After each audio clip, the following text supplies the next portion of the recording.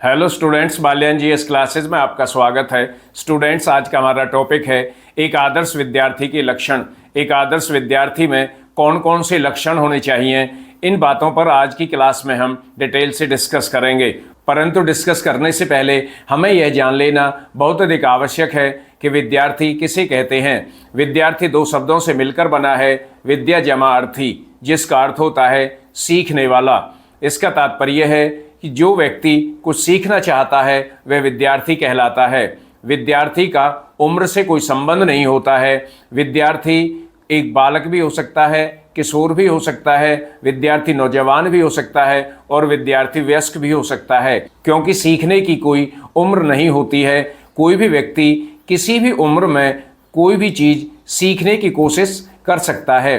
तो आज की क्लास में हम एक आदर्श विद्यार्थी में कौन कौन से लक्षण होने चाहिए या उसमें कौन कौन सी अच्छी विशेषताएं होनी चाहिए तथा उसकी क्या क्वालिटीज़ होनी चाहिए, इन सारी बातों पर डिटेल से डिस्कस करेंगे। एक आदर्श विद्यार्थी को परिश्रमी होना चाहिए, मेहनती होना चाहिए, हार्ड वर्किंग होना चाहिए। यदि विद्यार्थी अपने लक्ष्य को आसानी से प्राप्त करना चाहता है तो विद्यार्थी के लिए यह आवश्यक होता है कि वह मेहनती हो, परिश्रमी हो। जैसे कि संस्कृत में कहा गया है, काक चेष्टा बको ध्यानम स्वान निद्रा तथैव च अल्पहारी गृह त्यागी विद्यार्थी पंचलक्षणम, कि काक चेष्टा कि विद्यार्थी को कोई जैसी कोशिश करनी चाहिए, सीखने के लिए बार बार प्रयास करना चाहिए तथा बगुले जैसा ध्यान रखना चाहिए। बगुला जिस तरह से कंसंट्रेट होकर मछली को पकड़ता है तो उसी तरह से विद्यार्थी को भी एकाग्रचित्त होकर अपने लक्ष्य पर कंसंट्रेट करके अपने लक्ष्य पर ध्यान लगाकर लक्ष्य की प्राप्ति के लिए प्रयास करना चाहिए। तथा एक विद्यार्थी को कुत्ते जैसी नींद लेनी चाहिए। जिस तरह से एक कुत्ता तनिक आहट को सुनकर ही सचेत हो जाता है, जाग जाता है, उसी तरह से विद्यार्थी को ज़्यादा सोने वाला नहीं होना चाहिए। विद्यार्थी को अपने लक्ष्य की प्राप्ति के लिए जागृत होकर मेहनत करनी चाहिए, पढ़ाई करनी चाहिए।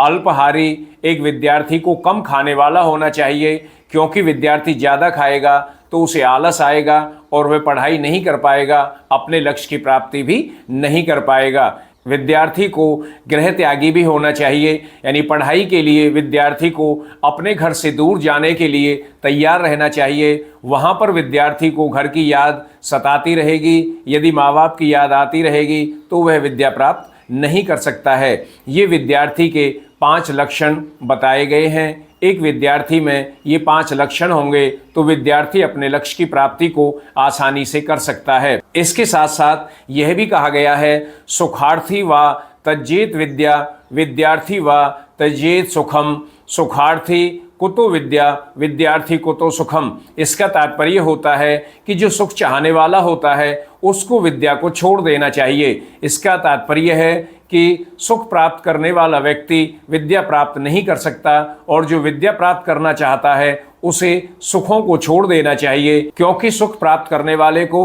विद्या प्राप्त नहीं होती है और विद्या प्राप्त करने वाले को सुख प्राप्त नहीं होता है। इसके साथ साथ मैं आपको विद्यार्थी के और अन्य लक्षण भी बताना चाहूँगा। एक आदर्श विद्यार्थी में और अन्य कौन कौन से गुण होने चाहिए। एक आदर्श विद्यार्थी आत्मनियंत्रित होना चाहिए।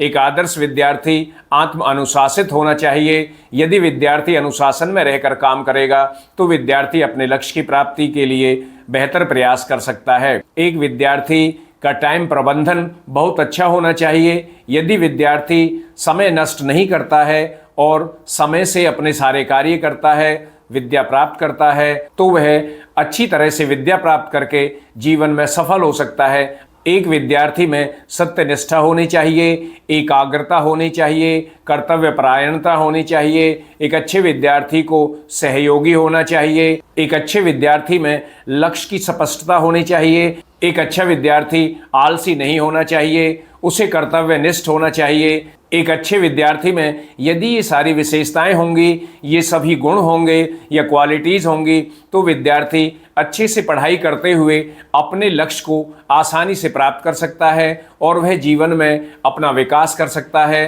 तथा अपने विकास के साथ साथ समाज का भी विकास कर सकता है। प्यारे विद्यार्थियों, मैं यह उम्मीद करता हूँ कि आप सभी में आदर्श विद्यार्थी के ये सभी लक्षण अवश्य होंगे। ताकि आप भी आसानी से अपने लक्ष्य की प्राप्ति कर सकें और अपना विकास कर सकें।